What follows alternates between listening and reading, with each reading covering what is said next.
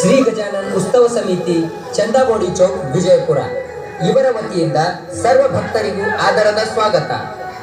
ಪ್ರತಿ ವರ್ಷದಂತೆ ಈ ವರ್ಷವೂ ಕೂಡ ವಿವಿಧ ರೂಪಕಗಳನ್ನು ಮಾಡುತ್ತಾ ಬಂದಿದ್ದು, ಈ ವರ್ಷ ಕಾಟಕಾಸುರವಧೆ ರೂಪಕವನ್ನು ಸಾದರಪಡಿಸುತ್ತಿದ್ದೇವೆ. ಋಷಿ ಮುನಿಗಳು ಮಹಾಯಜ್ಞ ಮಾಡುವ ಸಂದರ್ಭದಲ್ಲಿ ರಾಕ್ಷಸರು ಬಂದು ಹೋಮವನ್ನು ಭಗ್ನ ಮಾಡಿದರು. ಇದನ್ನು ನೋಡಿದ ಋಷಿ ಮುನಿಗಳು ರಾಮ ಲಕ್ಷ್ಮಣರ ಹತ್ತಿರ ಬಂದು ಸಹಾಯ ಯಾಚಿಸಿದರು. ಮರುದಿನ ರಾಮ ಲಕ್ಷ್ಮಣರು ಹೋಮವನ್ನು ಕಾಯುವ ಸಂದರ್ಭದಲ್ಲಿ ರಾಕ್ಷಸರು ಪುನಃ ಬಂದು ಭಗ್ನ ಮಾಡಲು ಯತ್ನಿಸಿದರು.